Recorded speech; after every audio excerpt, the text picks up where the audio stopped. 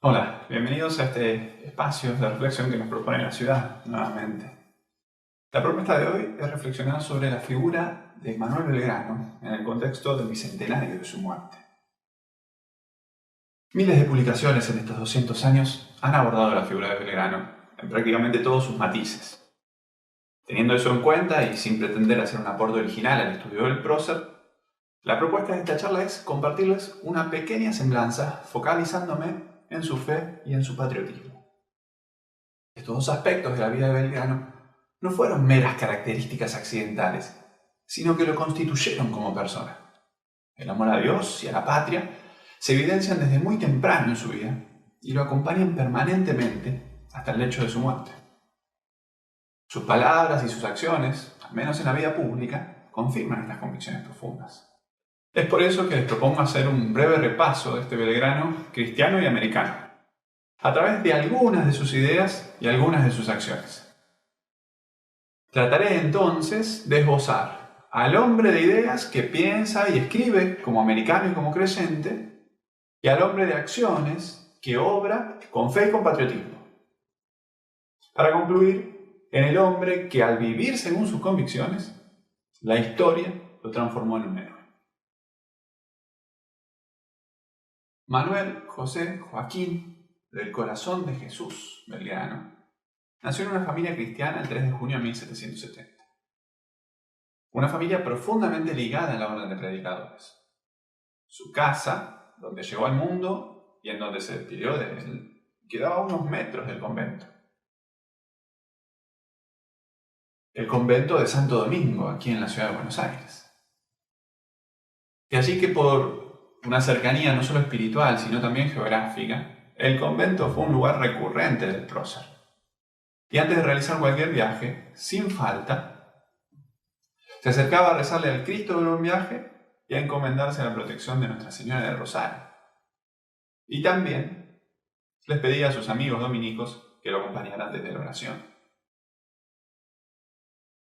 Su familia le transmitió la fe, y en honda cercanía a la orden dominicana decidió defenderla como propia. En ella siempre encontró la confianza en la victoria que le permitió llevar adelante su empresa libertadora, aún en los momentos más adversos. Su patriotismo, en cambio, no podríamos afirmar que lo heredó de su familia, como sí a su fe. Más bien fue brotando desde su interior a medida que crecía su anhelo por el bien común de los americanos. Sus estudios, sus lecturas, sus viajes, sus análisis, todo eso fue convirtiéndolo en un gran promotor y defensor del bien común de los habitantes de esta América, es decir, en un patriota. A los 16 años viajó a España y allí vivió durante 8 años. Estudió leyes, se tituló de abogado y se interesó particularmente por el derecho público y por la economía política. Por su facilidad para aprender idiomas, pudo leer a los grandes autores italianos, franceses e ingleses desde sus originales. No obstante su profundo conocimiento de las teorías de la época, jamás renegó de su fe, ni dejó que otras teorías y doctrinas políticas o económicas distorsionaran el núcleo de su pensamiento, su humanismo cristiano. Les propongo hacer ahora un recorrido por algunas de sus ideas y algunas de sus acciones como hombre público. Por supuesto, la selección es arbitraria y deja muchísimas cosas afuera. Todo esto está supeditado al objetivo de la charla, destacar el patriotismo y la fe de Belgrano en estos breves minutos. En primer lugar, voy a presentar algunas ideas económicas y sociales que nos muestran distintas aristas del pensamiento de Belgrano. Él volvió a Buenos Aires en 1794, con el cargo de secretario perpetuo del Consulado de Comercio, y repleto de ideas que había aprendido en España y que le permitieron proyectar decenas de medidas económicas y sociales para desarrollar la economía americana. Pero se encontró con un panorama desalentador. Todos los hombres nombrados por el rey para desarrollar la economía virreinal eran comerciantes peninsulares y férreos defensores del monopolio. En ese contexto, descubriendo que nada se haría en favor de las provincias por unos hombres que por sus intereses particulares posponían el interés común, decía Belgrano, en su autobiografía afirmó que se decidió al menos a sembrar sus ideas, con la esperanza de que un día germinara.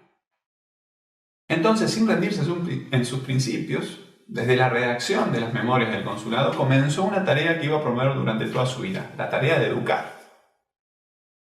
Desde allí transmitió ideas que impulsaban el desarrollo de la agricultura, en una región donde poco se trabajaba, como la nuestra.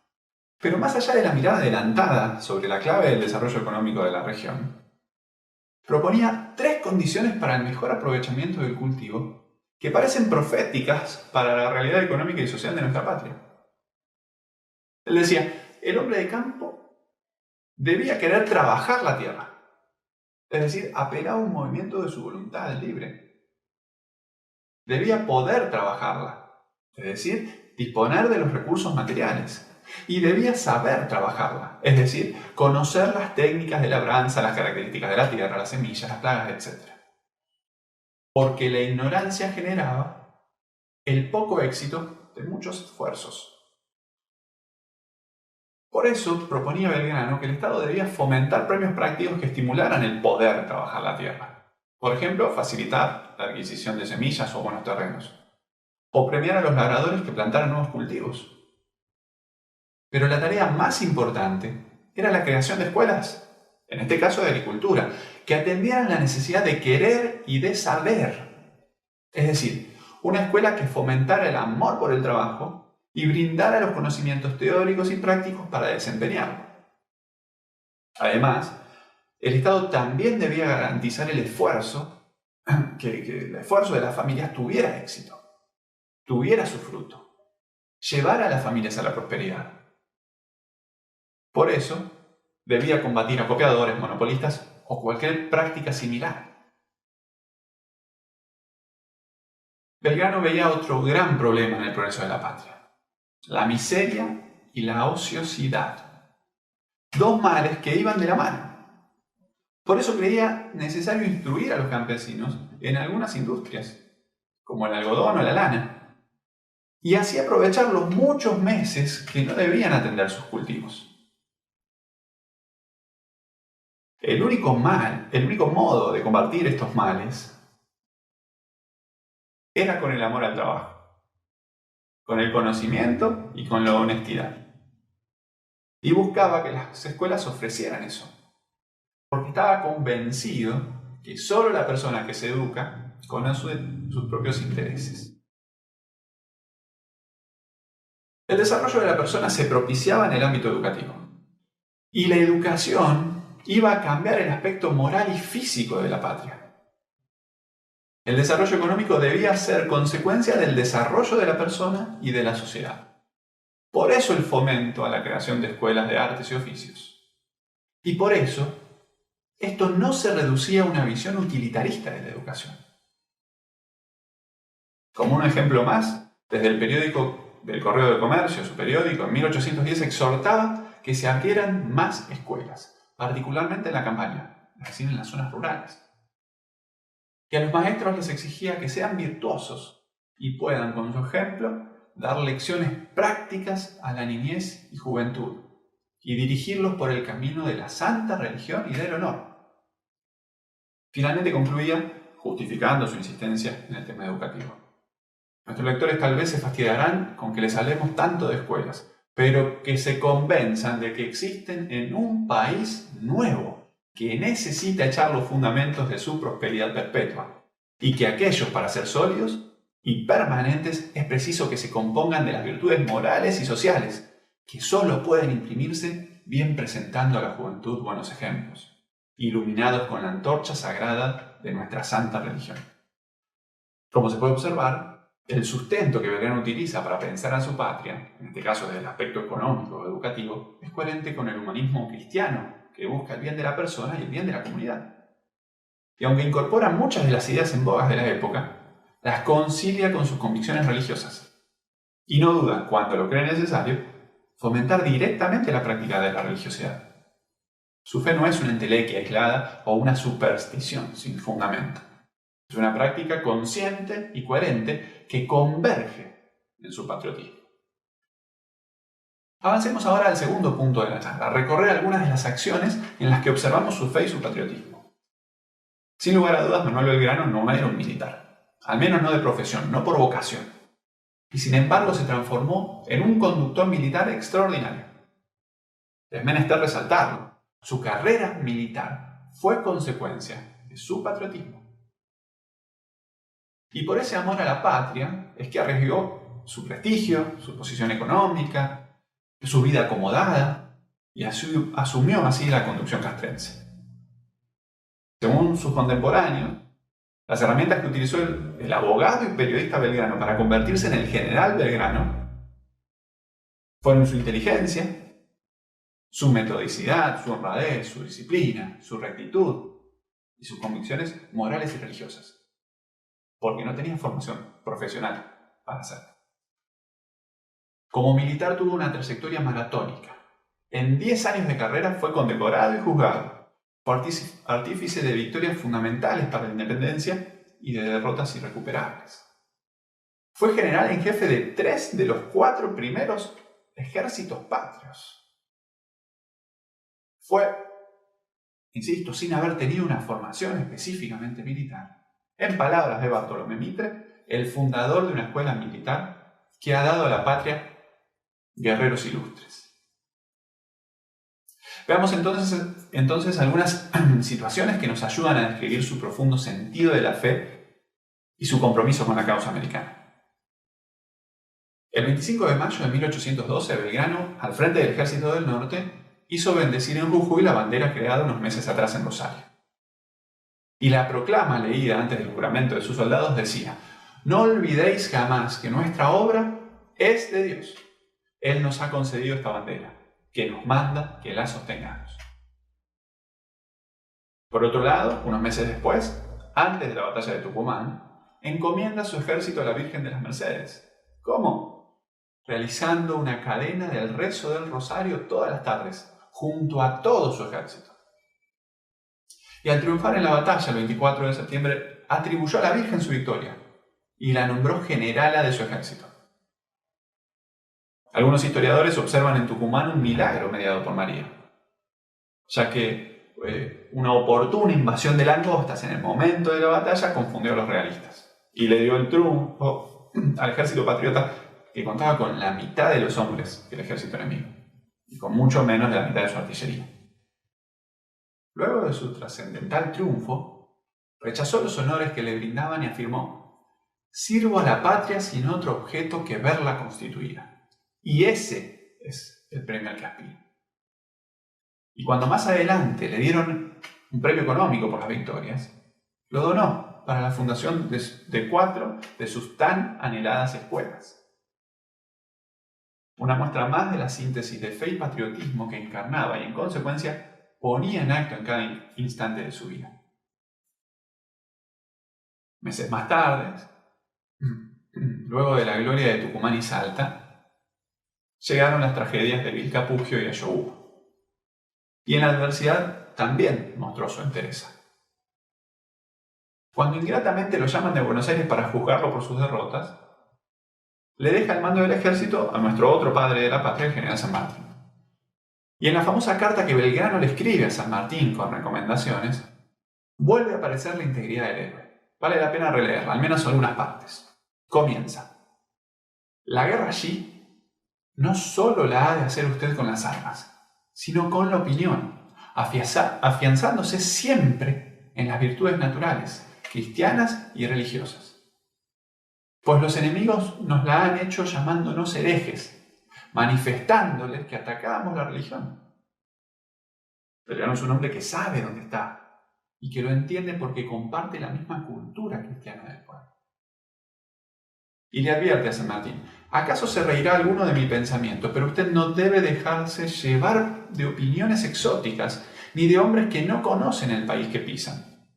Además, por ese medio conseguirá usted tener al ejército bien subordinado, pues él, al fin, se compone de hombres educados en la religión católica que profesamos, y sus máximas no pueden ser más a propósito para el orden». Y prosigue: «Añadiré únicamente que conserve la bandera que le dejé, que la enarbole cuando todo el ejército se forme, y que no deje de implorar a Nuestra Señora de las Mercedes, nombrándola siempre nuestra generala, y no olvide los escapularios a la tropa. Y con una profunda fe, y manifestando la claridad propia de quienes se abandonan a la divina providencia, le dice: deje usted que se ría. Los efectos lo resarcirán a usted de la risa de los mentecatos, que ven las cosas por encima. Finalmente lo exhorta: acuérdese usted que es un general cristiano, apostólico, romano. Esta sola carta podría ser una semblanza de Belgrano como líder americano y cristiano. Antes de terminar, me gustaría volver sobre una característica crucial en la vida de Belgrano: su integridad. Mencioné al hombre de ideas, mencioné al hombre de acciones y añadí algunas descripciones. Pero Belgrano no es un padre de la patria por sus ideas o por sus acciones, sino por ambas, a la vez, integradas, coherentes, consistentes. Belgrano es un hombre íntegro, con una mística sin igual. Por eso un pueblo entero lo siguió y abandonó sus tierras en el heroico éxodo jujeño, por ejemplo. Los soldados lo respetaban y lo seguían, porque era el primero en cumplir la férrea disciplina a la que sometía a sus ejércitos. Por eso no importaba que sus modales fueran refinados y cultos, que lejos estaban de los toscos modos a los que la soldada estaba acostumbrada. Porque su entereza, su valentía, su hombría, su virilidad, las veían en sus decisiones, en sus palabras y en su conducción. A Belgrano lo seguían porque arrastraba con su ejemplo. Y los corazones nobles siguen a los corazones magnánimos. Belgrano fue un gran hombre de hombres por sus convicciones. Eso fue lo que lo hizo héroe.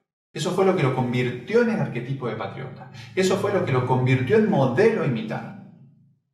Eso fue lo que llevó a sus contemporáneos, de alma noble como él al menos, a admirar. El propio San Martín insistía en que Belgrano volviera a tomar el mando del ejército del norte y decía en una carta: en el caso de nombrar quien deba reemplazar a Rondó, yo me decido por Belgrano. Este es el más metódico de los que conozco en nuestra América, lleno de integridad y talento natural. No tendrá los conocimientos de un Moreau o Bonaparte en punto a milicias, pero créame usted que es lo mejor que tenemos en América del Sur. Ahora sí, para finalizar, los invito a enfocarnos en el final de su vida.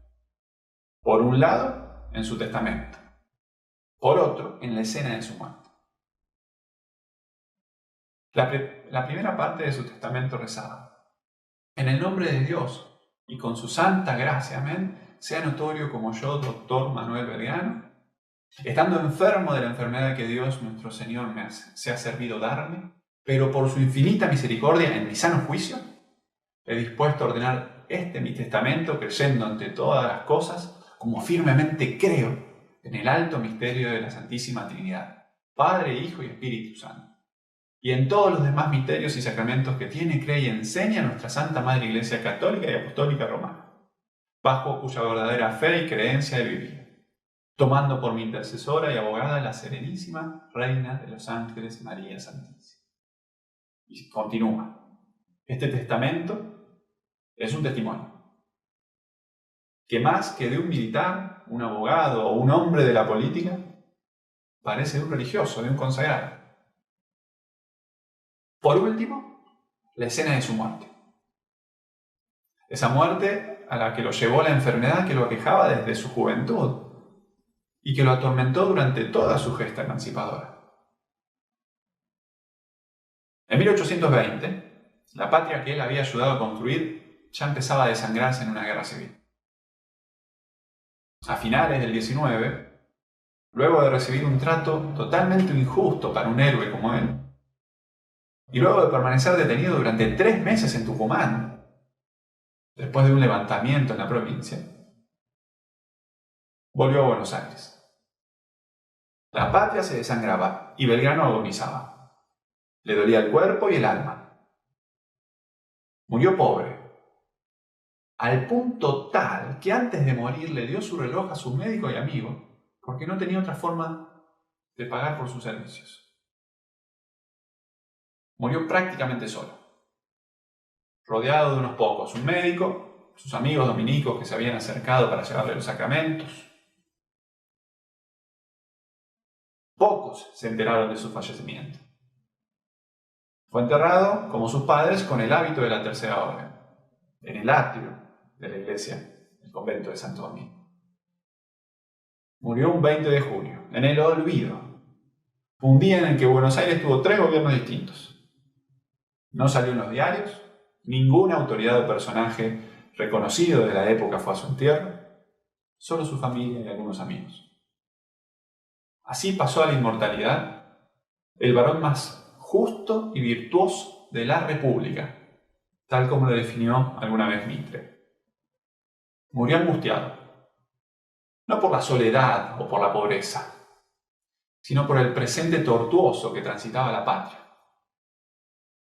Pero podemos permitirnos suponer que también murió esperanzado, entregado a la divina providencia y confiado en que Dios, con el tiempo, haría germinar las semillas que él había plantado.